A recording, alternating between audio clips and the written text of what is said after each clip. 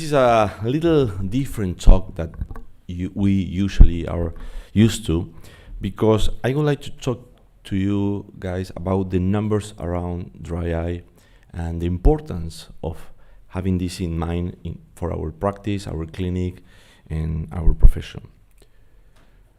So today we're going to talk about different topics: global market dry eye disease, the problem about, there's a problem with the presentation, just that. No worries, that was just the topics of the talk. Let's start with this, the global market around dry eye disease. In 2021, we had $5.22 billion of dollars. That was all the market around dry eye, but it's projected for 2027 goes to the $6.54 billion, increasing almost 5% per year. If we see the ophthalmic medications produce $36 billion per year, and dry eye drops or dry eye medication represent 12% of those $36 billion. So it's a huge market. We're talking about a lot of money, and increasing here is 7% until 2021, until 2032, sorry. But between 2016 and 2021, the increase was just 6%. So what I want to say with this, the market is going up, and we have to be aware about that. What is the problem that we have today with dry eye and all these pathologies around, like CVS and all this problem? Well, we are seeing that there are much more visual displaced workers. After pandemic, this was a boom, right? The home office is increasing because we understood that we can do that work from house. Maybe sometimes we don't have to go to the office. And again, after pandemic, we realized about this. Smartphones, well, we are all the time with smartphones, but the problem is the kids. Kids are spending a lot of time, more than recommendable, on the phones. I'm talking about 5, 6, 8, 10, 12 years old. Gamers, and let me tell you why I'm talking about gamers. That's, at least for me and for sure maybe of you guys, it's something that we are not used to. Gamers, what is that? Well, these are young people who spend time and make money gaming video games, right? And they spend 12 or 15 hours on the screen, on the computer, playing video games. And life expectation, of course, that is increasing every year. But at the same time, on the other hand, we have a reduction in the productivity and the quality of life. So, kids, this is a paper presented in this year, 2023. The researchers, they put a class with a camera in the kids, and they gave them a cell phone. And they explained that they have to play with the phone for just 1 hour. After that, they studied and they realized that they started with dry eye symptoms, and the blinking rate was in a reduction of almost 50%. They blink usually 20 times per minute, and when they are on the phone, 8 or 9. So, and this is just when 1 hour. Imagine when your kids are 5 hours or 4 hours with tablets and phones. Gamers. So in a few years, this will be a 3 billion people market, because by 2024, there are expected to be 3.32 billion gamers worldwide. I'm talking about almost half of population of this world will be gamers or YouTuber or whatever you want. The result of this is a lot of people spending too much time on the computer or on the screen. Between 20 and 60, like all of us almost, CVS, we spend a lot of time working, doing paper, presentations. We are doctors, but we spend a lot of time on screen. And CVS, as you can see in that part of the screen, it's worldwide. It's a pandemic, a new pandemic, because it doesn't matter if you're in Pakistan, Egypt, Ethiopia, Italy, or Brazil, there is a huge prevalence of CVS in the world. And CVS this is a paper that showed that there is a 60 million people suffer CVS. For me, it's much more than that. But every year, we have 1 million people, new people, suffering this syndrome. And let me tell you something. The first symptom of CVS is headache, but the second one is dry eye. Well, after more than 60 years old, it's a geriatric population. They are, if you can see, in 2050, the geriatric population goes from 750 million to 1 billion. We are going to duplicate by 2050 this kind of population, and they have problems like all the problems that we have when we are more than 60 or 70 years old, and dry eye is one of them. So we're talking about, maybe for the very first time, a pathology which affected 4 generations. As you can see here, I don't know if there is another ophthalmic disease that affect all these kind of people. All generations are affected by dry eye. So that's mean that the patient that we're going to have in the future is huge, and we have to be prepared to face this problem that we already have, and it's going to be worse in the future. So what is the problem again? The reduction in the productivity and a loss of quality of life. Let's talk about a little bit about productivity. There is an average of that the workers that they have dry eye, they spend almost 200 days suffering symptoms of dry eye. That means that they are not working 100%. They are suffering the symptoms, and their productivity goes down. If you have a mild dry eye,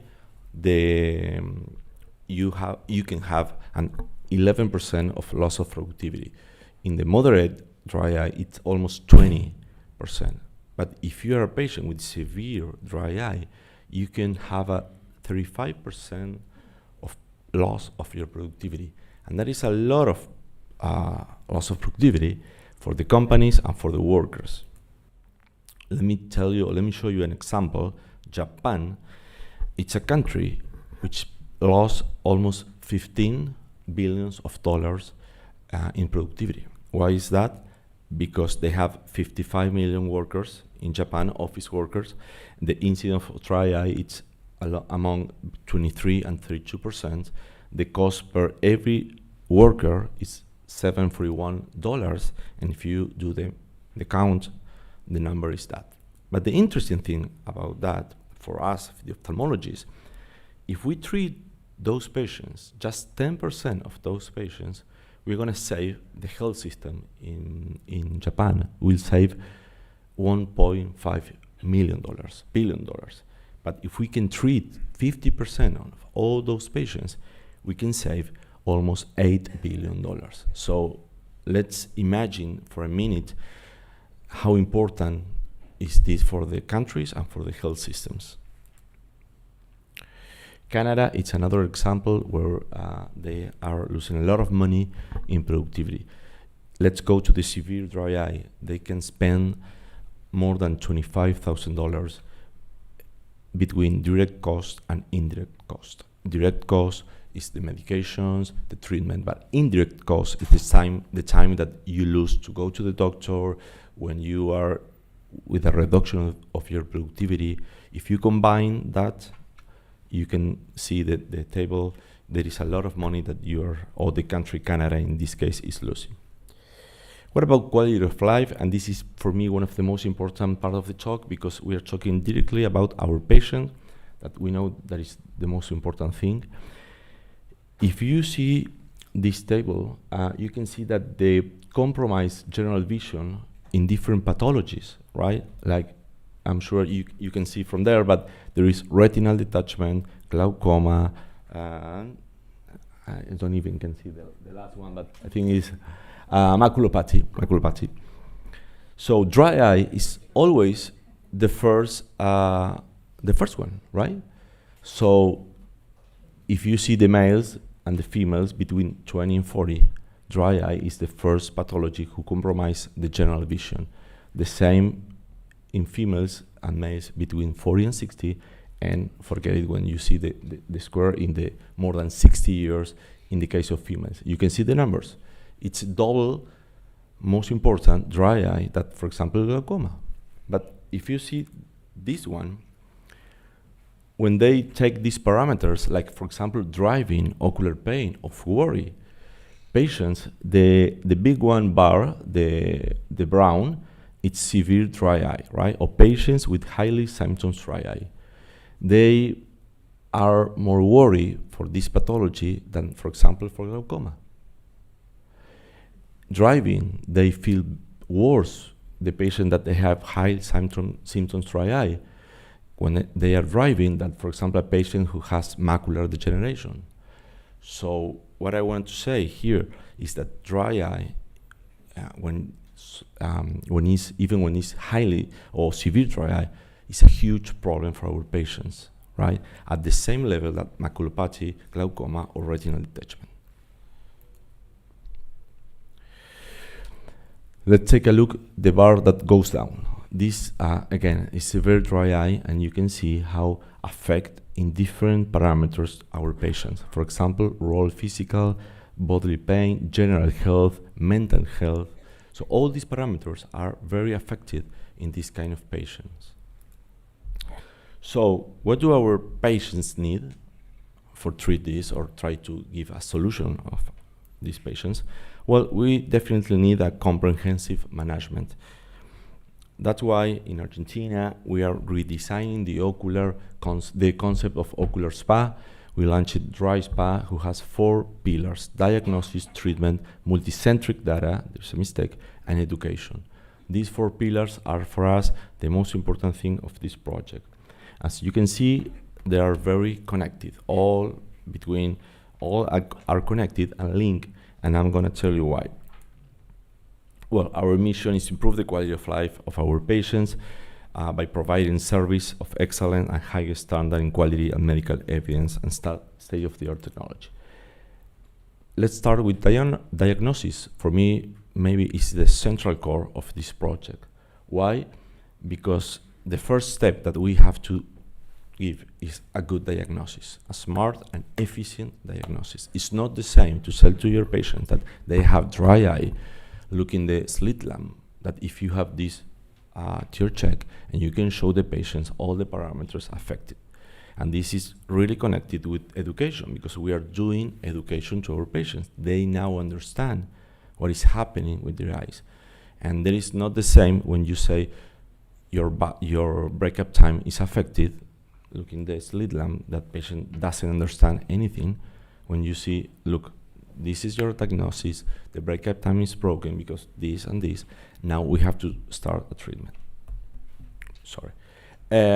So why it's important a smart and efficient diagnosis? Because we can, again, educate the patient for a better understanding of the disease and for adherence of the treatment. This is so important. We can personalize the treatment because we can understand if we are in front of what kind of dry eye we have, an aqueous deficient, or maybe with evaporative dry eye. And also, that other point is very important, data recollection, because we can better understand the results and we can treat in a better way our patients. So treatment, you know, we have very different treatment. We have topical, oral treatment, mechanical, habits is very important. But these two, for me and for our project, is also very important. Education and lifestyle. We can give the best treatment possible today, but if the patient don't understand that lifestyle is very important, the results are not gonna be good. The other part, it's ophthalmologist education, because as Lilian said, we need to train our colleagues. We have to understand, and when we do the residence or when we go to the hospitals, nobody teach us dry eye. We can say this is like a new specialization, because in resident it's very short, at least our generation, the part of dry eye, right? So we have a new problem here, and we need also educate our patients. We have a platform, dryeyementors.com, where we are offering courses, webinars like the webinar that we do together for all Latin America, boot camps, and this is just for our colleagues. And we also have developed Dry Spa exclusive program because, as I just said, it's very important for me, the educations. We have a regenerative vision program. The E&E program is a educational lifestyle and a strategic prevention program. In all our dry centers, our doctor has to understand this, and we can offer these programs to improve the results and to improve the experience of our patients. And finally, multicentric data. We are working with Revi. It's a startup from Argentina, from Dr. Saldivar, who allowed us to collect all data about results, about treatments, and analyze in a better way. So we must add value to our centers. We need to surround our treatment about all these things because I truly believe that the patient experience is one of the most important things as the results, the good results.